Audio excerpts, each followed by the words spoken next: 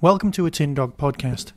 Now, on the 24th of June 2013, with a recommended retail price of £61.27, which is possibly the most curious price I've ever come across, there will be a beautifully packaged limited edition coffee table book-style collector's album, including 6 DVDs and over 1,000 minutes of Doctor Who footage, it says on the advert. Basically, it's the Doctor Who Regeneration set. Now, this was announced long before Matt Smith was off. This should have been an alarm bell, something ringing in our heads going, yeah, Regeneration set? Now, 1,000 minutes of Doctor Who is not to be sniffed at. Quite a few stories, but not all of them, apparently, and I'm going to use the word loosely, featuring a regeneration. Now, for all of us Doctor Who fans out there, we know all of the regenerations aren't quite there. It's a 6-disc set, which again came as a bit of a surprise, and it features 9 stories. Now, if you think about it, the regeneration stories are a bit hit and miss, but they are the sort of thing that you set out to collect. If you're a fan of the new Doctor Who series, you'll realise not a lot of collector's editions exist that combine old Doctor Who series and new. For the BBC, basically the series is 2 very separate entities. If you're a fan of the original series, that's the 1963 to 1980, yes I know 1996 counts, but you know what I mean, 1989 series, well, you kind of already own these, all except one. Let's look at it. The stories in question are The 10th Planet, yes, I'll talk about that in a moment. The War Games, a very, very long story. Planet of the Spiders, again, quite long. Logopolis, or Logopolis if you're Australian. The Caves of Androzani, yes, we all know that one. Time and the Rani, yes, that's Time and the Rani. Doctor Who the Movie, Bad Wolf and Parting of the Ways, at least they've been put together. And The End of Time. Now, there's a few things that need to be mentioned. This is the first time that the 10th Planet has ever been made available at all on DVD. There was a VHS release some time ago, and that had photo snaps recreating the now missing Episode 4. The story of missing Episode 4 is perhaps one of the saddest of all received wisdom bits of Doctor Who. You see, the 10th Planet existed in its entirety for a very, very long time. It survived the junkings. It was, after all, the very first Cyberman story. It survived deletions. It survived on its own recognizance for a very long time. This was until one of the Doctor Who celebrations, when Biddy Baxter, over at Blue Peter, decided to show the regenerations. The BBC, in their infinite wisdom, sent the last remaining master copy. This is enough to make most people weep.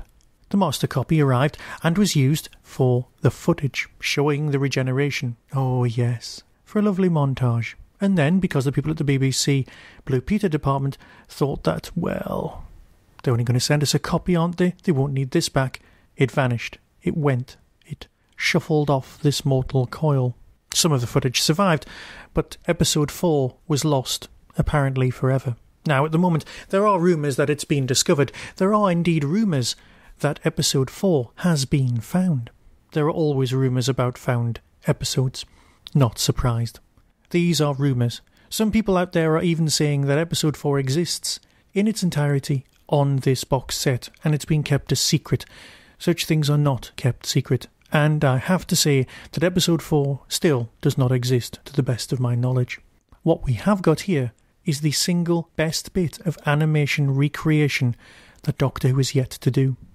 It pulls focus, it's got characterisation, it has still moments, there's very little trimming involved. The action takes place and it's great. Now, one of the things missing from these DVD sets is your extras. That's your commentaries, that's your info text. Now, I'd forgotten how much I enjoy watching these. So when I'm watching The 10th Planet for the first time in years, I find myself reaching for the subtitle button and all I'm getting is what they're saying on screen. There isn't any extras. There is no commentary, because that will be out in November when the disc itself comes out. Again, a bit of a surprise. So, that's The 10th Planet covered. Very first Cyberman story, marvellous thought out, very well acted. In fact, Hartnell's performance is superb. If ever you've wondered about Hartnell, get this. In fact, that's what this box set's for. It's not to get us to trick us into buying The 10th Planet. We can wait. We will have a more superior version later on. And if you do give in and buy it just for this, you may be disappointed because, let's face it, it comes with 9 other stories you either have or you don't really want. After the marvellousness that is the new 10th Planet, though, you have War Games. Again, as I said, tremendously long. And there is a game my ex once played, which was play any episode in any order and see if you can guess if it's in the right place or not. Because it does feel like that. It is the epitome of runaround at some points. Not to say it's a bad story. And you do get 10 episodes of the man who Matt Smith modelled his character on. So we're getting back to the nitty-gritty. If you don't own these stories and you are a fan of the new Doctor Who series, these are actually not bad stories to introduce you to the classic Doctors. Because in the War Games, the effects aren't that bad at all. They are of their time, but they have been lovingly recreated and lovingly fixed and polished and, well, it's the War Games, guys. Followed by Planet of the Spiders. Admittedly, I think it's episode 3 you can just skip, because it's just one 25-minute chase. But apart from that, Planet of the Spiders is a marvellous piece of television. It shows Pertwee off to be, well, the definitive Pertwee Doctor. All capes and moments of pure pleasure. Yes, the spiders look a bit ropey, but that's a fine thing. The Doctor coming to terms with his own issues rings true more of a Tennant fan than anything else. We then have Logopolis, proof that the series wasn't quite what it once was, but then again it never was what it once was, when you see the set-bound interior design and the cutting-edge material for very early 80s Doctor Who. A tired-looking Tom Baker storms his way through his last-ever story, and then Davison arrives. And we trot on to what many people see as the best Doctor Who story of all time. Not by everyone. Sue Perriman, I'm looking at you. Is Caves of Androzani seen as the best story ever? Here is a particularly bad monster halfway through. You can only hide things in shadow so much, after all. But Caves of Androzani is a classic, and it is the sort of episode that you show people if you're trying to introduce people to the classic series to prove that Doctor Who wasn't as bad as they think it was. Sadly, however, this is followed by Time and the Rani, which, admittedly, is a 7th Doctor story. It's the very first 7th Doctor story because it shows the regeneration from Colin, apparently, into McCoy. The problem with this, of course, is that it's not Colin, it's McCoy in a wig. Now, on the special edition of Time and the Rani, yes, that's the special edition which I own. You going to make a comment on that? Leave it. You see, using the gift of technology, Colin actually regenerate into Sylvester. And they've not actually bothered with this.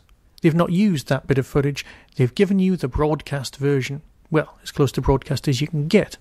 Slightly better than broadcast because it's DVD, but you know what I mean. Time and the Rani is awful. It's got some great effects, some great moments, but it's not the best story in the world. But it's here because it contains an apparent regeneration. For the same reason you've got the McGann movie. Yes, you see the 7th Doctor mown down in a load of bullets and then become McGann. Now, you don't see the regeneration of the... And I know this is up in the air in the moment, and the whole John Hurt thing is just a nightmare, but let's just go with history as it's known as of the release of this box set.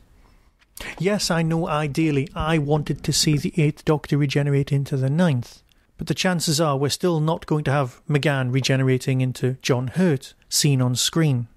Again, we may see John Hurt regenerate into Eccleston when John Hurt's character is defeated in the next special, but that's all speculation. And that means that story should ideally belong in this box set. But as it's not November the 23rd, 2013, as of right now, that's not going to happen. You see, this box set may become outdated in November rather than Christmas. It's only got a very limited shelf life, so if you want it, buy it by all means. Following that, of course, we have Bad Wolf / Parting of the Ways.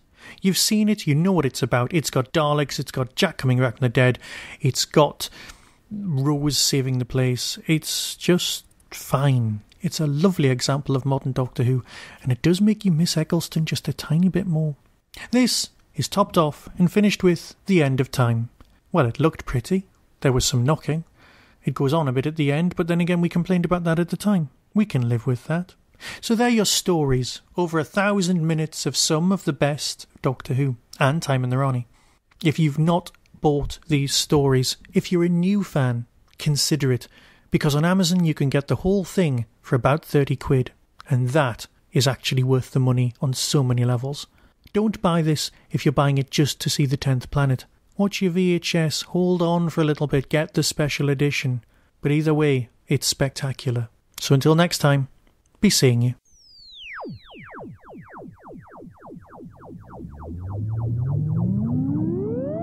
You've been listening to the Tin Dog Podcast. Doctor Who and its connected properties are copyright and trademark of the BBC. No infringement is intended. To contact the show, email tin-dog@hotmail.co.uk. Whostrology, a Time Traveller's Almanac, is available through Telos Publishing or Amazon. Visit www.whostrology.com for further information. The Tin Dog Podcast is a founder member of the Doctor Who Podcast Alliance.